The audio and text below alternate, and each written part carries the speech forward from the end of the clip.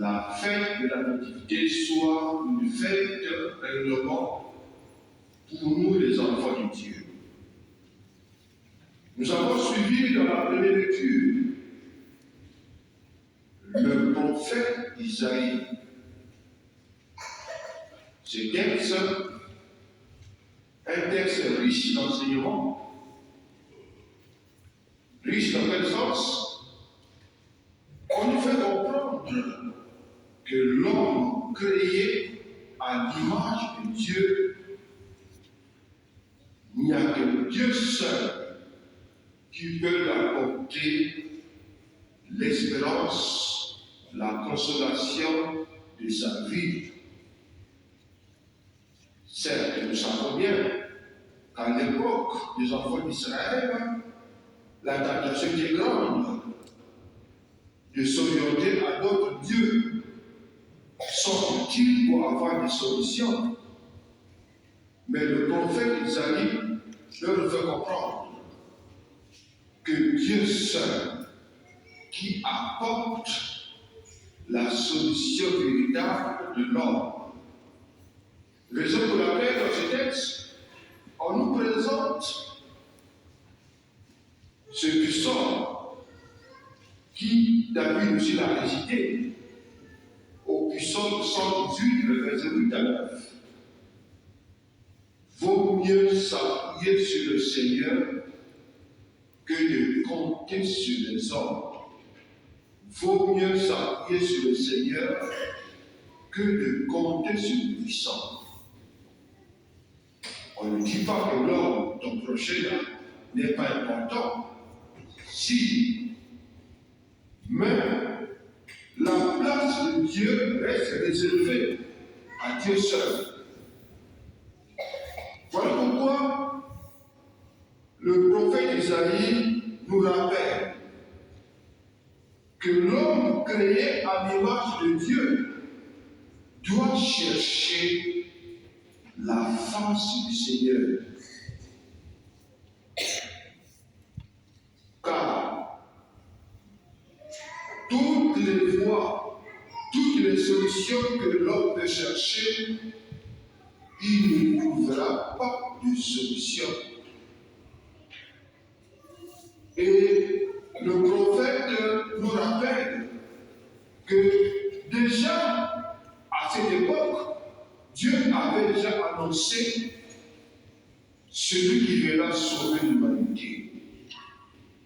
En d'autres termes, nous avons suivi que le Seigneur avait déjà annoncé par le prophète Isaïe que c'est le Seigneur Jésus seul qui accordera le salut à l'humanité.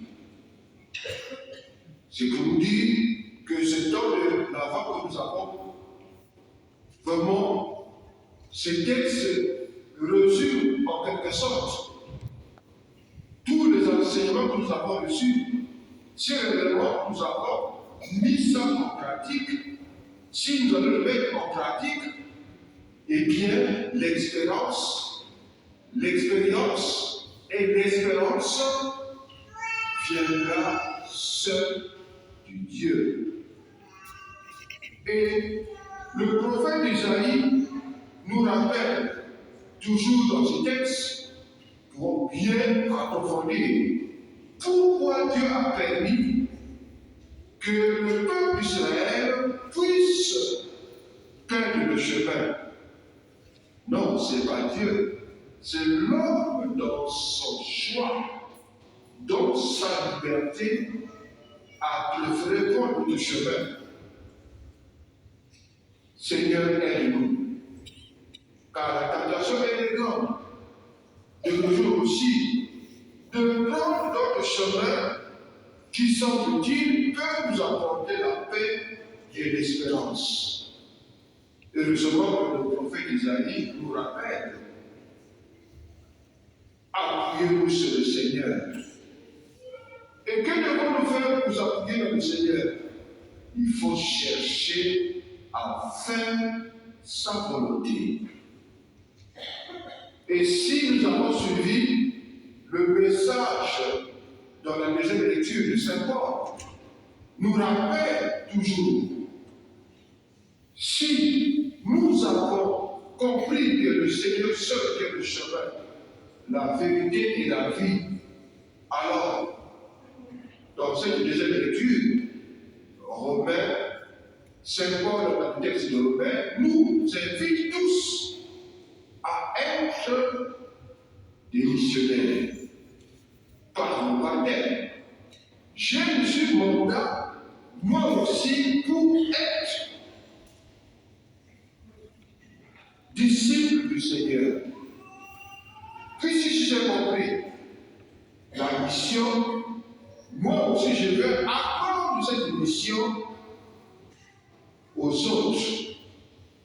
Et toutes les fois, lorsque nous venons à la messe, le prêtre à la fin dit « Allez qu'à la paix de Christ ». En d'autres termes, allez vivre ce que vous avez appris. Et Saint Paul nous invite non seulement à être ses disciples du Seigneur pour annoncer la parole de Dieu, mais en même temps accepter d'être à l'école de l'obéissance. L'obéissance à faire la volonté de Dieu. Mais cette obéissance, on ne le trouve que dans sa parole. Or, comment je peux obéir à la parole si je ne connais pas cette parole? Donc, chaque fois lorsque nous apprenons la parole de Dieu, nous devons demander à Dieu la sagesse. Et cette sagesse, les apôtres l'ont reçue avant que Paul arrive. D'abord, les apôtres qui ont reçu mandat. C'est par la force du Saint-Esprit. Ce n'est que la force de l'Esprit Saint qui peut nous aider non seulement à bien comprendre la parole de Dieu, à la mettre en pratique, mais en même temps aussi à être le témoin pour les autres, témoin de cette parole. Pas seulement en parlant, mais par notre témoignage de vie, rien que par témoignage de vie, ceux qui ne connaissent pas Dieu sauront que cette personne est différente de nous. Alors, le message de Saint Paul nous rappelle que c'est dans la voie que nous avons traversé doit arriver à cette conclusion.